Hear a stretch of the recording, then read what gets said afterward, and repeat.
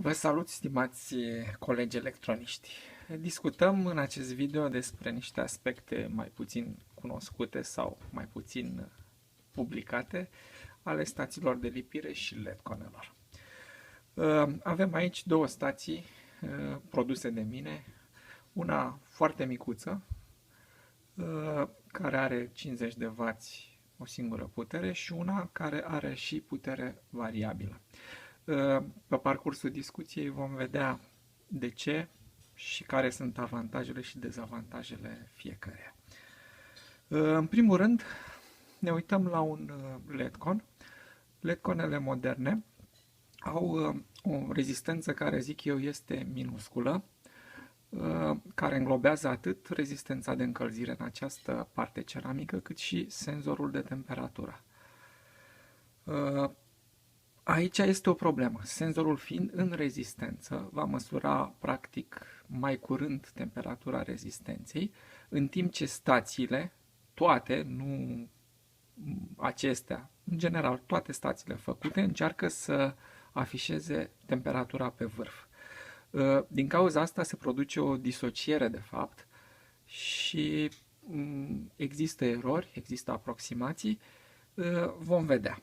În primul rând, că suntem cu acest LED-con desfăcut, trebuie notat faptul că masa termică, deci masa care se încălzește, este foarte diferită între rezistență, care cred că are câteva grame, și părțile metalice care se încălzesc de la rezistență. Toate acestea, mai puțin piulița, se încălzesc din rezistență. Deci, capacitatea de energie termică pe care o înmagazinează, o transferă și o mențin piesele este inegală între sursă, care este numai rezistența, și celelalte piese încălzite de la ea. Raportul de masă, în cazul ăsta, cred că este de câteva zeci de ori mai mare la piesele metalice față de piesa generatoare propriu-zis de căldură. Haideți să nu pierdem timpul cu discuții și să dăm drumul la cele două stații. Asamblez acest LED-con și o primă consecință a diferenței de masă o vom vedea chiar acum când voi face o manevră oarecum riscantă. Deci, dăm drumul și la aceasta.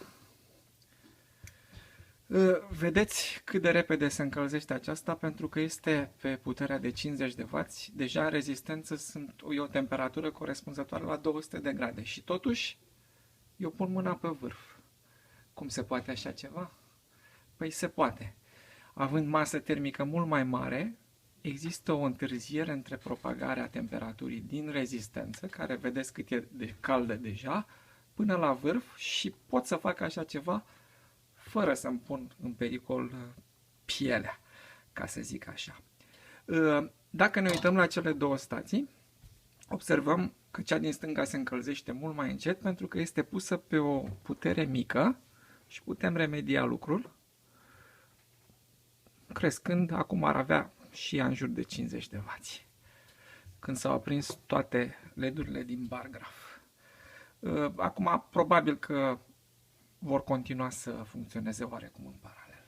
Haideți să vedem dacă am glumit cumva punând mâna pe vârf sau dacă între timp, pentru că deja timpul a trecut și probabil temperatura s-a propagat, dacă acest vârf chiar topește fludorul. Deci e relevant, da? Nu am făcut vreun trucaj referitor la cele două stații. Pentru ce urmează, deja această stație o putem deconecta și da deoparte.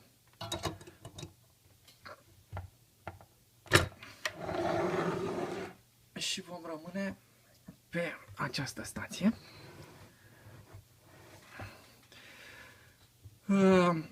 Ținând cont că avem LED-conul în repaus, acum putem să facem niște observații despre modul în care funcționează circuitul de comandă.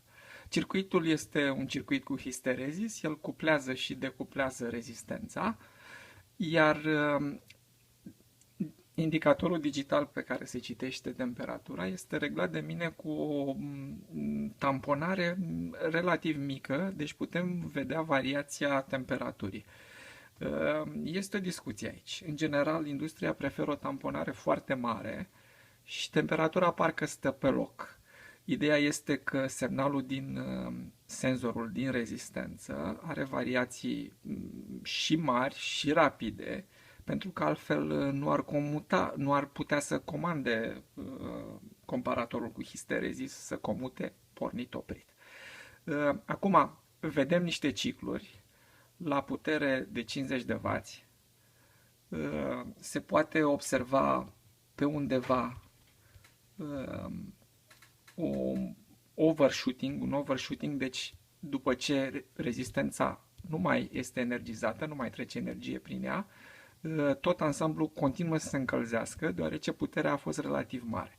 Dacă, fără să schimb reglajul de temperatură, voi schimba doar reglajul de putere, vom vedea, desigur, și o mică micșorare a temperaturii la care stă rezistența, dar în același timp vom vedea că ciclurile sunt oarecum mult mai blânde și overshooting-ul este minimal, să zicem. Cu ce ne ajută asta? Ne ajută la lipituri foarte fine. Dacă avem de lipit un LED SMD de putere care este termosensibil sau dacă avem de lipit chiar SMD-uri, este preferabil să folosim o putere mică fără șocuri foarte mari termice. Acum, din moment ce afișorul ne arată această scădere și creștere progresivă a temperaturii controlată de comparatorul cu histerezis, întrebarea este oare ce se întâmplă la vârf? Masa termică a lui am văzut că funcționează să-mi întârzie o încălzire și am putut să pun mâna pe vârf. Dar masa termică va netezi aceste ondulații care le vedem. Poate sunt în jur de 10 grade între minimum și maximum înregistrat de senzor. Deci, ce ar fi de discutat acum este dacă putem să considerăm că masa termică va face temperatura să fie relativ constantă sau poate pragurile de histerezis sunt prea îndepărtate. Pentru asta e simplu. Haideți să măsurăm temperatura direct pe vârf. Schimbăm puțin setup-ul. Punem aici termometrul. Îl și pornim. Și să vedem ce se întâmplă. Oare temperatura noastră pe vârf este așa de variabilă cum este în rezistența? Vedem că etalonarea este destul de bună. Să nu ne așteptăm, un LEDCON nu este un aparat de măsură, nu măsoară cu mare precizie temperaturi să fie termometru, dar vedem că, practic, valoarea măsurată, vedeți că stă aproape constantă, așa că masa termică, practic, netezește orice variații de temperatură și este în domeniul undeva în cadrul domeniului în care vedem afișorul de la stație. Cam asta ar fi. Acum, în afară de faptul că temperatura stă constantă, am mai putea face un test. Ce putem face este să încercăm să scădem temperatura de la cei în jur de 340 de grade existenți în momentul de față, undeva spre 260 de grade, de unde mi-apare mie, de unde îmi începe mie scala de măsură. Care ar fi concluzia? O să vedem imediat. Deci, dau termostatul la minim, temperatura pe rezistență o să înceapă să-mi scadă și se vede clar că rezistența nu este energizată. La un moment dat va scădea atât de mult încât montajul îmi va comuta din nou rezistența. Este interesant însă la ce temperatură este vârful în acel moment.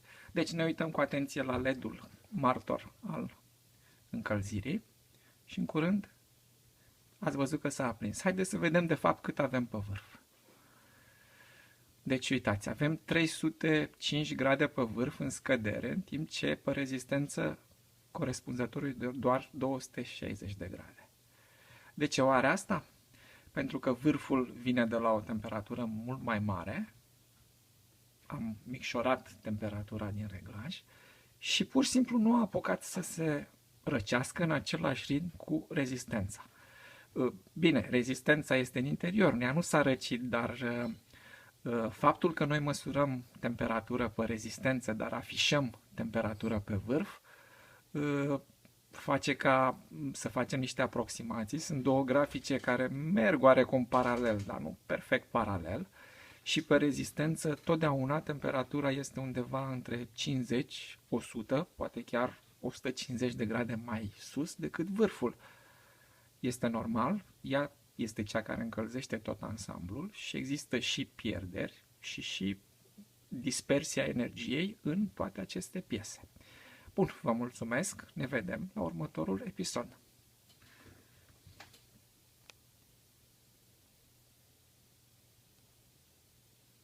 Nu știu ce face asta, cred că nu m-a imprimat deloc.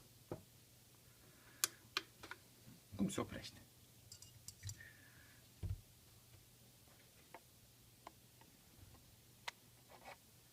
Sluit, ce înseamnă sluit? N-a imprimat. Nu știu ce face. Da, nu știu ce face. Zice că nu are baterie. Păi da, dar a imprimat că tot... Hai să te așteaptă, Dar nu știu să o opresc.